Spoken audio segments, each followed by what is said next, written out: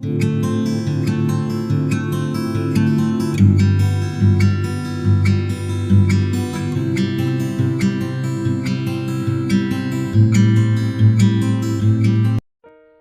मसीही भाई बहनों को यीशु के नाम में शालोम, प्रेज द लॉर्ड, जय मसीह की।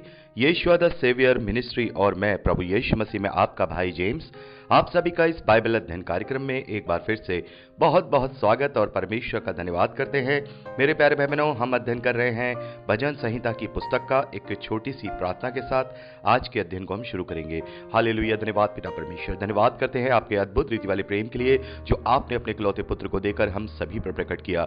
धन्यवाद करते पिता परमेश्वर आपके अनुग्रह, आपके महान प्रेम, आपकी तमाम स्वर्गीय आशीषों के लिए। धन्यवाद करते हैं इस बाइबल अध्ययन कार्यक्रम के लिए जिससे हम आत्मिक रूप से आशीषित हो रहे हैं और आपके ग्रहण योग्य बन पा रहे हैं। पिता परमेश्वर होने दे पिता परमेश्वर, आज के अध्ययन में हमेशा की तरह पवित्र आत्मा हमारी अगुवाई, सहायता और मदद करे। पिता सत्य वचनों को ठीक रीति से सिखाए ताकि हम आपके ग्रहण योग्य बने और आपके राज्य के लिए इस्तेमाल हो सके। पिता परमेश्वर होने दे सारी व्यवस्थाओं को, रिकॉर्डिंग किए जाने को, वचनों को समझने और समझाए जाने को, हर एक बात को पिता हम आपकी अगुवाई में देते हैं। आप हमारी मदद और अगुवाई कीजिए पिता। सारा आदर देते हैं, सारी महिमा देते हैं और इस प्रार्थना को यीशु के सामर्थ्य और पवित्र नाम में मांगते हैं, आमीन। मेरे प्यारे भाई बहनों, अब तक हमने भजन संहिता में उसके 28वें अध्याय तक का अध्ययन कंप्लीट किया था। आज हम 29वें अध्याय से आगे का अध्ययन करेंगे।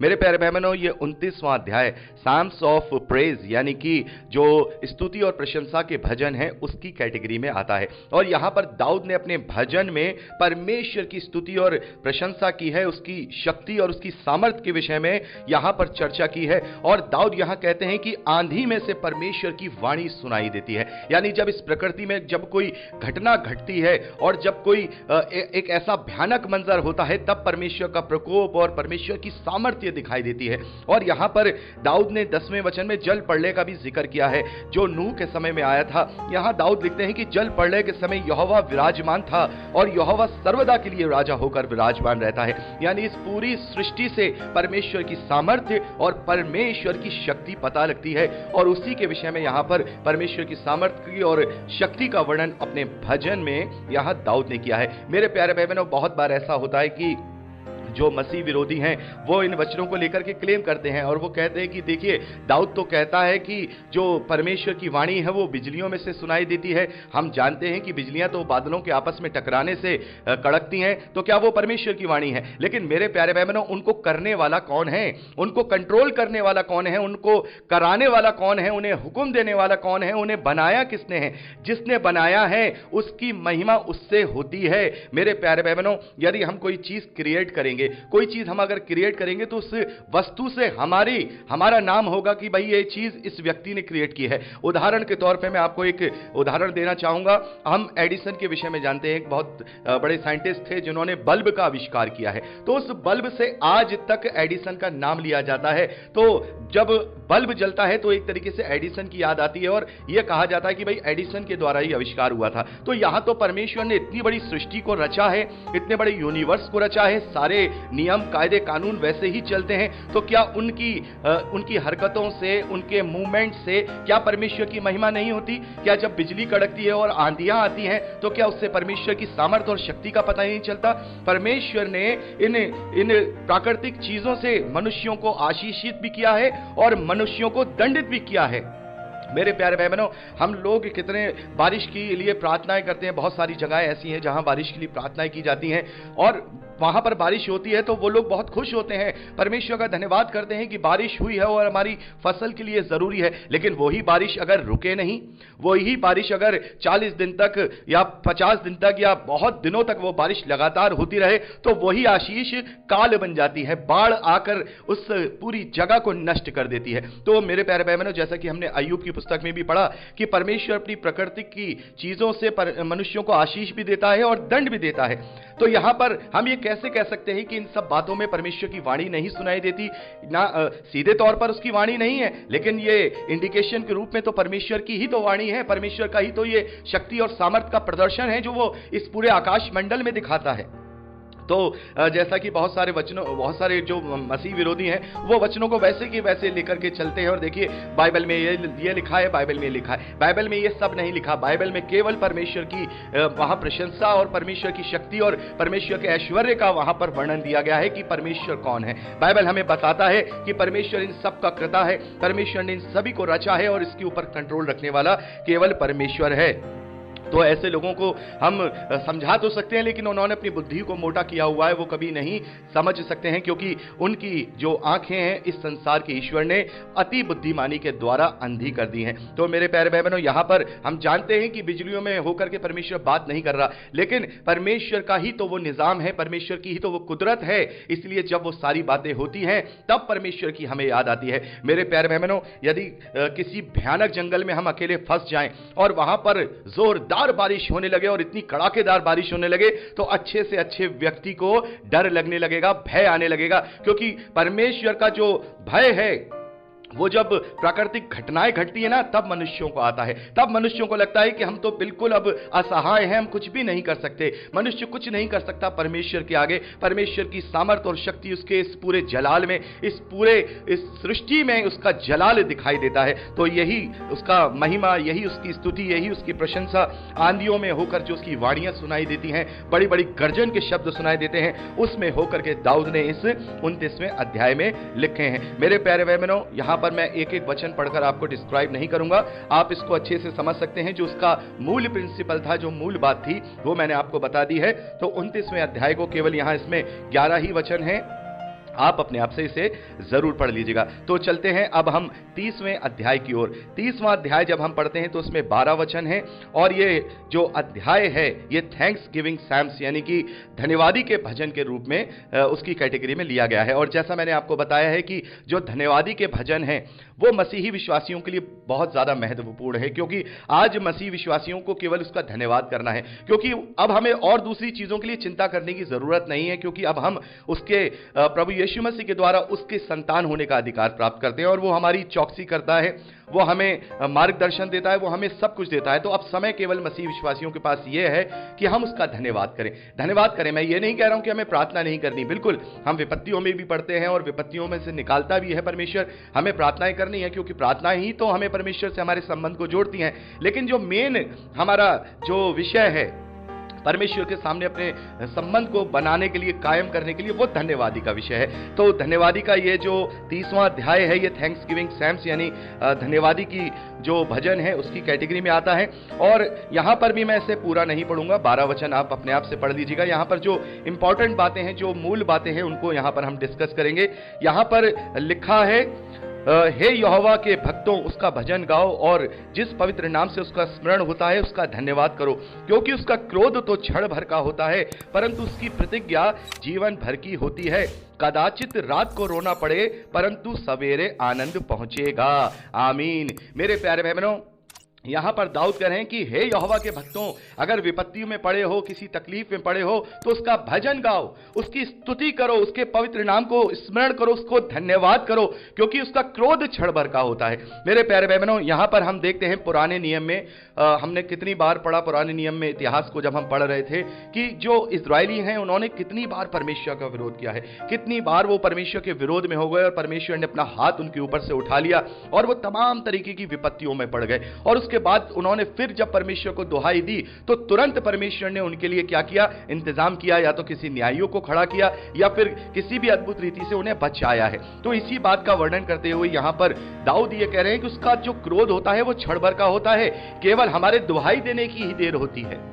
मेरे प्यारे भाई बहनों, जब हम परमेश्वर के विरोध में रहते हैं तब उसका क्रोध हमसे उतना ही रहता है जब तक हम उसको दुहाई नहीं देते या हम उसके पास जाना नहीं चाहते हैं, तब तक वो क्रोधित रहता है। वो ज्यादा समय नहीं लगाता अपने क्रोध को ठंडा करने के लिए। और बहुत ही अच्छा उदाहरण तो हम नए नियम में पढ़ते ही हैं, उस उड़ाऊ पुत्र का जो हम दृष्टांत पढ़ते हैं कि वो जो उड़ाऊ पुत्र था वो सब कुछ उड़ा करके आ गया, और जब तक वो अपने पिता के पास आया तब उसके पिता ने उसका स्वागत किया। तो ऐसे ही हमारा स्वर्गीय पिता है जिसका क्रोध क्षण भर का होता है, लेकिन उसकी प्रसन्नता जीवन भर होती है। यदि हम उसके साथ रहेंगे तो उसकी प्रसन्नता हमारे साथ जीवन भर होती रहेगी। और यहां लिखा है, कदाचित रात को रोना पड़े परंतु सवेरे आनंद जो है पहुंचेगा।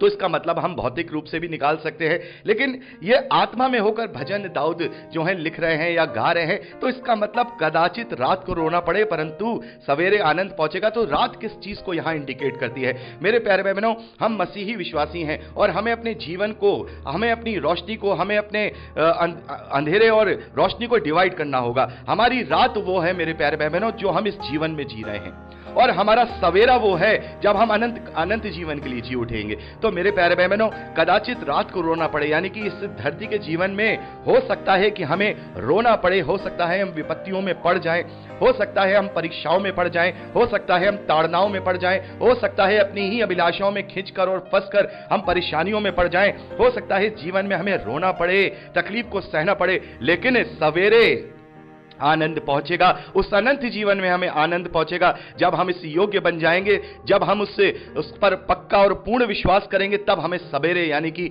अनंत जीवन में बहुतायत का आनंद पहुंचने वाला है। और इसी बात को लेकर के पौलुस ने कहा है, हम बार बार इस बात का जिक्र करते हैं। पौलुस कहता है कि मैं समझता हूं कि आज के दुख और तकलीफें उस महिमा के आगे कुछ भी नहीं है जो हम पर प्रकट होने वाली है। तो मेरे प्यारे भाई बहनों, हम इसे फिजिकल ना लेकर के आत्मिक लें। इस जीवन भर में हो सकता है कि हमें रोना पड़े, लेकिन वो असली सवेरा जो अनंत जीवन का है उसमें आनंद पहुंचेगा। और मेरे प्यारे बहनों, एक और महत्वपूर्ण जो वचन है यहां पर मैं आपसे कहना चाहूंगा, 9वां और 10वां वचन। यहां दाऊद लिखते हैं कि जब मैं कब्र में चला जाऊंगा तब मेरे लहू से क्या लाभ होगा?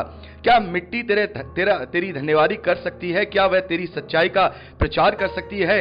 हे यहोवा, सुन मुझ पर अनुग्रह कर। हे यहोवा, तू मेरा सहायक हो। तो मेरे प्यारे बहनों, यहां पर दाऊद अपने जीवन का मकसद क्या बता रहे हैं?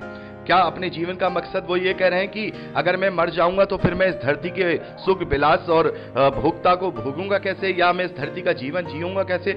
अपने जीवन का जो मोटिव है, अपने जीवन की जो उनकी जो इच्छा है, दाऊद यहां क्या प्रकट कर रहे हैं? दाऊद परमेश्वर से कह रहे हैं, और परमेश्वर से दाऊद झूठ नहीं बोल सकते अपने भजन में। जो उनके मन में चलता है वही तो परमेश्वर के आगे रखेंगे। परमेश्वर कोई ऐसा थोड़ी ना है कि जो हमारे मन को ना जानता हो कि हम उससे कुछ भी बोल दें। तो यहां पर दाऊद जो कह रहे हैं, दाऊद ये कह रहे हैं कि जब मैं कब्र में चला जाऊंगा तो क्या मेरे लहू से क्या लाभ होगा? मेरी क्या मिट्टी यानी मेरा जो मरा हुआ शरीर है वो तेरा धन्यवाद कर सकेगा? तो दाऊद कह रहे हैं कि मैं तेरा धन्यवाद करना चाहता हूं, मैं तेरा धन्यवाद करना चाहता हूं। दाऊद कह रहे हैं कि मैं तेरी स्तुति और महिमा करना चाहता हूं, इसीलिए मैं जीना चाहता हूं। और मेरे प्यारे बहनों, पौलुस क्या कहते हैं? पौलुस कहते हैं कि हमारा जीना मसीह और मरना मसीह में लाभ है। पौलुस कहते हैं कि मन तो करता है कि अभी कूच करके अपने प्रभु से जा मिलूं, मन तो करता है कि अभी कूच करके प्रभु से जा मिलूं, इस दुख भरे जीवन से मैं छूट करके उसके पास चला जाऊं, लेकिन मुझे यहां जीना है क्योंकि मुझे दुख उठाना है प्रभु के लिए, प्रभु के कार्यों के लिए मुझे दुख उठाना है। मेरा जीना मसीहा और मरना मसीह में लाभ है। हम में से ना तो कोई अपने लिए जीता है, ना ही कोई अपने लिए मरता है। हम में से जो कोई जीता है या मरता है वो प्रभु के लिए मरता है, क्योंकि प्रभु के लिए जीता या मरता है, क्योंकि प्रभु यीशु मसीह अब मुझ में और आप में जीवित है। तो मेरे प्यारे बहनों, यहां पर जो दाऊद है उनकी देखिए इंटेंशन को देखिए। दाऊद वहां परमेश्वर की स्तुति करना चाहते हैं, परमेश्वर को धन्यवाद करना चाहते हैं और चाहते हैं कि मैं जीवित रहूं और तेरे काम आ सकूं। और आज हम मसीही विश्वासी क्या चाहते हैं? केवल भौतिक वस्तुओं के पीछे ही भाग रहे हैं। हम अपने जीवन का हमारे जो जीवन का मकसद है वो धन्यवादी भी नहीं रखना चाह रहे हैं और ना ही हम उसकी स्तुति और महिमा करना चाह रहे हैं। प्रचार की तो बात अलग है कि हम उसके राज्य के लिए कार्य कर सकें। तो आज हम में से जो कोई जीता है वो सब प्रभु के राज्य के लिए जीता है, उसके कार्यों के लिए जीता है। हमें अपने अपने उद्धार के कार्य को पूरा करना है। वह तेरी सच्चाई का प्रचार कर सकती है। तो मेरे प्यारे बहनों, जब तक हम जीवित हैं, जब तक परमेश्वर ने हमें जीवन दिया है, हम उसका सच्चाई के साथ प्रचार कर सकें, सच्चाई के साथ उसके योग्य बन सके, उसके ग्रहणी योग्य बन सके और उसके राज्य के लिए कार्य कर सकें। तो मेरे प्यारे बहनों, यहां पर हमें इस प्रकार से इस भजन को लेना है, धन्यवादी की प्रार्थना करनी है। जब हम धन्यवादी की प्रार्थना करते हैं, बहुत बार हम चर्चिस में देखते हैं कि हम लोग प्रार्थना करते हैं कि हे परमेश्वर, तेरा धन्यवाद है कि आज हम जिंदों की जमीन पर पाए गए हैं, इस जीवन के लिए तेरा धन्यवाद है। तो धन्यवाद तो हमने कर दिया कि हे प्रभु, तेरा इस जीवन के लिए धन्यवाद है कि आज तक, इस घड़ी तक हम जिंदों की जमीन पे जिंदा पाए गए हैं। तो क्यों पाए गए हैं, जिंदा पाए गए हैं? तो धन्यवाद किस लिए कर रहे हैं? केवल जिंदा पाए जाने के लिए धन्यवाद कर रहे हैं, या फिर इस बात के लिए धन्यवाद कर रहे हैं कि प्रभु तूने हमें एक दिन और दे दिया है कि हम तेरी महिमा और तेरी स्तुति और तेरा प्रचार कर पाए? क्या ये इंटेंशन है धन्यवादी की? क्योंकि प्रार्थना करने वाले की या उस अगुए की इंटेंशन हो सकती है, लेकिन क्या हम जो आमीन पीछे बोलते हैं हमारी इंटेंशन है कि प्रभु तेरा धन्यवाद कि आज के दिन तूने जिंदों की जमीन पर हमें जिंदा रखा है कि हम तेरे राज्य के लिए इस्तेमाल हो सके। चलिए राज्य के लिए इस्तेमाल ना हो सके, कम से कम इसलिए जिंदा रखा है कि अब तक जो हमने गलतियां अभी तक पश्चाताप के साथ हमने अब तक मानी नहीं है, उनका अंगीकार करके अपने आप को हम तेरे ग्रहण योग्य बनाएं। हम जिंदा इसलिए हैं क्योंकि हो सकता है कि हमने कोई गलती की हो और अभी तक पश्चाताप ना किया हो, तो यह समय है कि हम उसका पश्चाताप करें।